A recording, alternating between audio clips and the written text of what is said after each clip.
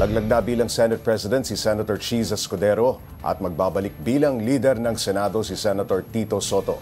Kasabay niyan, nag-name drop din ang mag-asawang Curly at Sara Diskaya ng mga opisyal na umano'y sangkot sa maanumalyang flood control projects.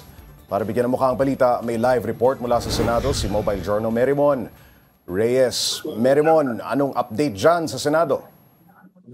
Pops J, kung kaninang umaga naging pasabog ang pahayag ng mag-asawang si Sara at Pacifico Curly Diskaya sa Senate Blue Ribbon Committee, ngayong hapon naman ay nagkaroon ng balasahan sa liderato ng Senado. Sa botong 15-9, naluklok si Senate Minority Leader Tito Soto bilang Senate President. Pinalitan niya si SP Cheese Escudero. Bago yung oath-taking kanina, sinabi na ni Soto na maraming kinakaharap na issue ang liderato ni Escudero na nakakaapekto na sa sistema ng Senado. Narito ang bahagi ng pahayag ni dating Senate President Cheese Escudero. Grudges, I hold no ill feelings. I congratulate Senator Vicente Tito Soto III on his election as Senate President, and I wish you well, Mr. Senate President.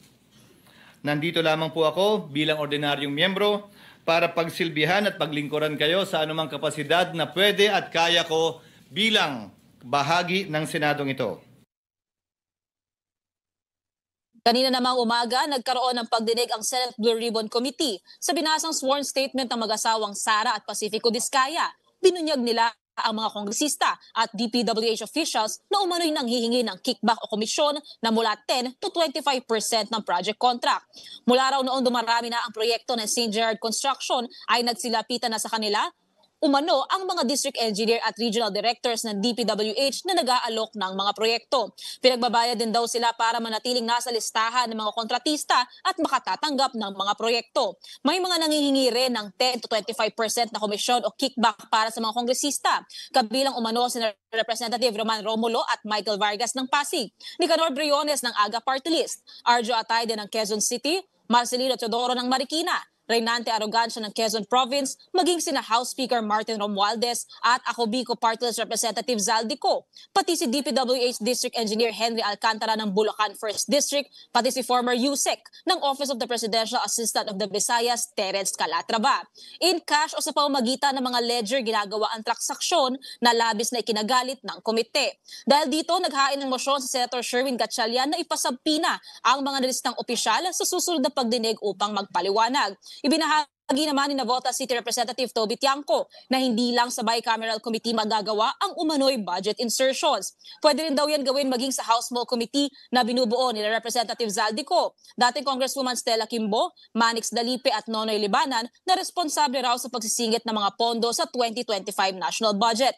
Lumalabas din sa datos na ipinresenta ni Tiangco na puro si ako Bicol Party List Representative Zaldico ang proponent ng bilyon-bilyong dagdag na pondo para sa infrastruktura sa ilang lalawigan tulad ng Mindoro at Abra. Ito raw ang dahilan kung bakit nais ni Tiangco na mag-testify sa investigasyon ng Kamara hinggil sa maanumalyang flood control projects. Lumabas sa pagtinig ang tila hiraman ng lisensya ng ilang kontratista na gagamitin sa mga proyekto.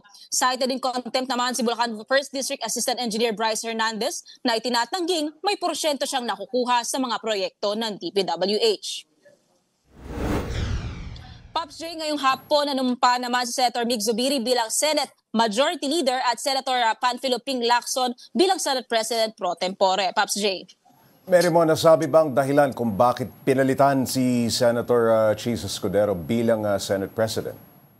Pops J, nung nakapanayam natin si si SP Tito Soto kanina bago magsimula yung session, na sabi niya na may ilang mga issue na raw na kinakaharap ang liderato na nakakaapekto na dito sa sistema ng Senado mismo. Though hindi nagkaroon ng direktang pagsagot nung tinanong natin, may kinalaman ba to sa issue ng flood control projects kung saan nalilink yung ilang mga senador. Pero tulad niya, sinabi din ni Senator J.V. Ejercito rin kanina na nagtitik na raw ng toll o ng impact itong mga umiikot na issue sa mga senador. Pops J.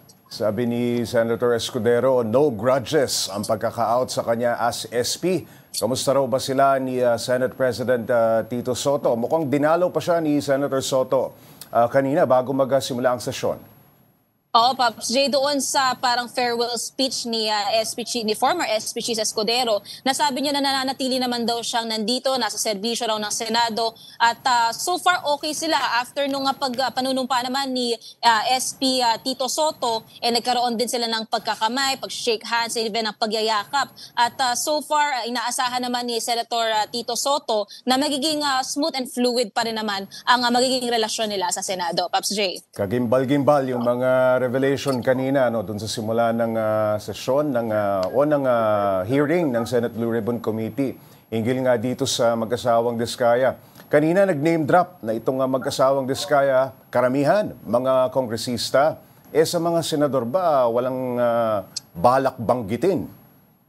Pops J, tinanong ni Senator Jinggoy Estrada itong si Pacifico Curly Diskaya kung doon ba sa mga isiniwalat niya mga pangalan ng kongresista at maging DPWH officials, wala raw ba talagang mga senador. Sinabi dito ni Diskaya, wala raw senador at dito pa nga nagkaroon ng pagbiro itong si Senator Rodante Marcoleta. Sinabi niya kay Senator Jinggoy na, ikaw, safe ka na. Pero parang hindi masyadong natuwa dito si Senator Jinggoy at sinabi pa nga niya na ipatanggal sa records or sa transcript yung naging joke ni Marcoleta. Pops J. Meron may balak pang i-reveal itong mag-asawang Diskaya dun sa tinatawag na executive session.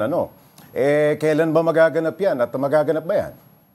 Pops J, inaantabayanan natin yung magiging kung matutuloy nga ba at kung kailan matutuloy itong executive session. Supposedly kasi kanina ang nasabi ng mag-asawang Diskaya, nais nilang magkaroon ng executive session para raw doon mapag-usapan itong kanilang mga isinawalat nga na kinakaharap ng mga kontratista tulad nila. Pero nung kinausap niya yung kanyang abogado na si Attorney Samaniego, okay naman daw na mapag-usapan na mismo sa Blue Ribbon kanina. Pero doon kung sakali sa executive session, bukas nga sila kung sakali magpatuloy pa yung pagpapaliwanag tungkol doon, Pops J. Meron may mga opisyal ng pinangalanan at nag-deny nung aligasyon ng mga Diskaya. Oo, Pops J. Kasama na dyan si House Speaker Martin Romualdez na dinenay niya na itong allegation within minutes pagkatapos nga i-reveal sa Blue Ribbon kanina na mag-asawang Diskaya yung listahan ng mga pangalan. Even si Pasig Representative Roman Romulio and even mula sa Quezon City na si Representative naman na si Arjo Atayde. Mula din sa Marikina, ito naman si Congressman Marcy Teodoro na sabi niya na tila division or diversionary tactics ang isiniwalat ng Diskaya o yung pahayag nila kanina para raw ma-distract mula sa corruption issues sa DPWH patungkol doon sa mga maanumalyang flood control projects. At sinabi niya rin hindi pa raw siya kongresista noong in-award yung isang kontratang kini-question na ng Blue Ribbon Committee at nangyari raw ito noong termino ni Representative Bahani Fernando. At kinoconsider ngayon ni Teodoro yung pagpa-file ng perjury charges dito sa mag-asawang Diskaya sa kanilang alleged false testimony sa Congress. Pops J. Yung mga ibang kongresista na pinangalanan, gaya nung sa San Jose del Monte, nag-issue na ba ng denial? Pops J, yung inaabangan natin kasi sunod-sunod din yung mga naglalabas ng kanilang denial nung aligasyon ng mag-asawang Diskaya. Pero so far, maaga-aga pa naman ng hapon na maaaring hanggang mamayang gabi, lahat sila maglalabas na ng kanilang denial sa aligasyon. Pops J. Meron dahil sa mga siniwalat nila, magiging state witness ba itong mag-asawang Diskaya? Sigurado na ba yan? Pops G, nasabi kanina ni Senator Marcoleta na nakausap din nga daw nila ang DOJ, si Secretary Crispin Remulla, kasi nga ang concern din itong mag-asawang Diskaya, yung safety raw nila dahil dito sa binulgar nilang mga pangalan. So far okay naman daw, safe naman daw sila, wala raw problema doon. Pero abangan din natin yung final confirmation kung magsisilbing state witnesses itong mag-asawang Diskaya sa mga susunod na pagdinig ng Blue Ribbon Committee. Pops J. May iba pang mga kontraktor na, o meron pa bang mga kontraktor na nagbigay ng feeler na magsasilita rin sa anomalya sa government projects?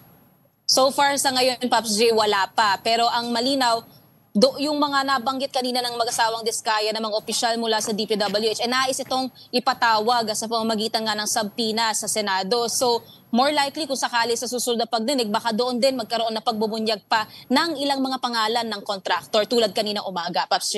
Last na lamang, Mary Mon, yung mga nabanggit na kongresista, papaano nga proseso nun? Pwede ba silang ipatawag ng Senado para mag-testify? Oo, Papsi. For example, kay Congressman Toby Tiangco, siya kasi, ang sabi ni Senator Erwin Tulfo, kaya siya nandito kasi hindi raw siya pinagsasalita sa Kamara. So ang Senado na mismo ang nag-imbita kay Tiangco para makapagsalita dito. Even ang Governor ng Oriental Mindoro, inimbitahan din ng Senado para magbahagi dito sa Blue Ribbon Committee kanina umaga. So hindi malabo at hindi rin naman imposible kung sakaling nais silang ipatawag itong mga kongresista para rin magpaliwanag. Pero for example naman, tulad ni Baguio Mayor Benjamin Magalong, hindi siya present kasi para naman sa kanya, mas prefer niya raw na magbunyag ng kanyang mga alegasyon sa ilang mga kongresista sa Kamara mismo. So yun yung titingnan natin, Pops Ray, sa mga susunod na araw at linggo. Ayun, maraming salamat, Mobile Journal Marymon Reyes.